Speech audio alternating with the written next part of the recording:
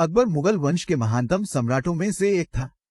ये अकबर के शासनकाल के दौरान था कि मुगलों का शासन वास्तव में शुरू हुआ, क्योंकि बाबर और हुमायूं दोनों ने बहुत कम और बाधित अवधि के लिए शासन किया था। अपने पिता की मृत्यु के समय अकबर नाबालिग था और बहराम खान के संरक्षण में था।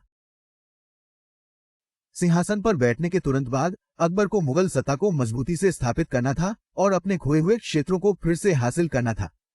उनके दुश्मनों ने उनके शासन को चुनौती दी और एक और ऐतिहासिक लड़ाई पानीपत में लड़ी गई, जिसमें अकबर विजयी हुआ और मुगल सत्ता को भारत में प्रमुख शक्ति के रूप में मजबूती से स्थापित किया।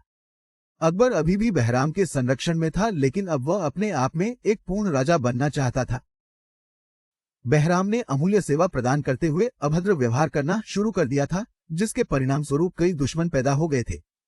1560 में अकबर ने बहराम को सत्ता संभालने की इच्छा व्यक्त की, जो अनिच्छा से सहमत हो गया और साम्राज्य छोड़ने के लिए तैयार हो गया।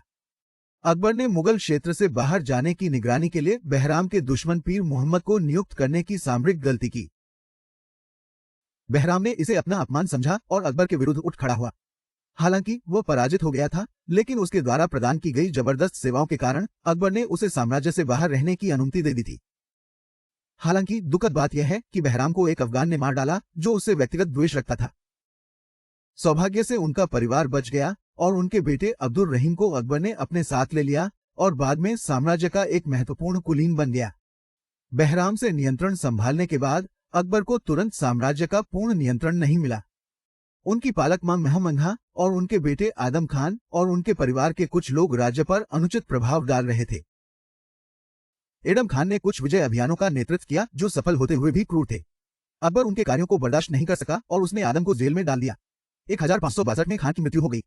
40 दिन बाद उनकी पालक मां की दुख से मृत्यु हो गई। 14 वर्ष की छोटी उम्र में अकबर अंततः अपने साम्राज्य के नियंत्रण में था।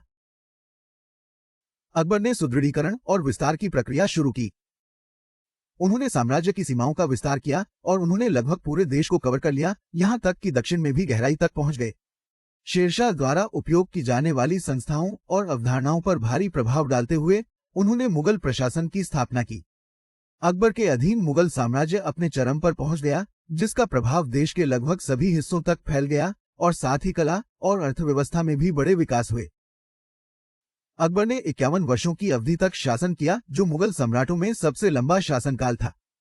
अकबर मुगलों में सबसे सक्षम शासकों में से एक था और भारतीय इतिहास में सबसे महान सम्राटों में से एक था। अकबर एक बहुत ही बुद्धिमान और खुले विचारों वाला, अच्छे चरित्र वाला शासक था। वो एक कुशल प्रशासक के साथ साथ एक योग्य सैनिक भी थे। उनमें अदम्य साहस था, वे अक्सर अपनी जान जोखिम में डाल देते थे और बेहद ताकतवर भी थे। वह दयालु और न्यायप्रिय था और एक महान विजेता होने के बावजूद वो उन लोगों के प्रति क्रूर नहीं था जिन्हें उसने हराया था। अकबर प्रतिशोधी नहीं था और आमतौर पर उन लोगों को माफ कर देता था जो उसके खिलाफ विद्रोह करते थे, कुछ मामलों को छोड़कर जब यह संभव नहीं था। अकबर में जबरदस्त आत्मनियंत्रण और उत्कृष्ट शिष्टाचार था। ऐसा कहा जाता है कि वह बहुत आकर्षक थे और उनके संपर्क में आने वाले सभी लोग उनकी प्रशंसा करते थे। अकबर के पास बीरबल नाम का एक बुद्धिमान और सक्षम दरबारी था और अकबर और बीरबल के बीच बातचीत के बारे में कई कहानियां हैं जो अक्सर सम्राट के सामने आने वाली विभिन्न समस्याओं के बारे में अच्छी जानकारी प्रदान करते थे। अकबर अपनी प्रजा के बीच भी बहुत लोकप्रिय था, जो उसे न केवल दिल्ली का बल्कि पूरे ब्रह्मांड का शासक मानता था। अकबर अपने आहार पर भी बारीकी से नजर रखता था और संयमित भोजन करता था। हालांकि अकबर पढ़ना लिखना नहीं जानता था, फिर भी कोई यह नहीं कह सकता कि वह विद्वान व्यक्ति नहीं था। उन्हें साहित्य और दर्शन में गहरी रुचि थी और वे एक प्रतिभाशाली दिमाग और अविश्वसनीय स्मृति के धनी थे। उन्होंने पुस्तकों का एक बड़ा पुस्तकालय बनाया और लोगों को अपने पास पुस्तकें पढ़ने के लिए नियुक्त किया। उसकी समझ क्या है वह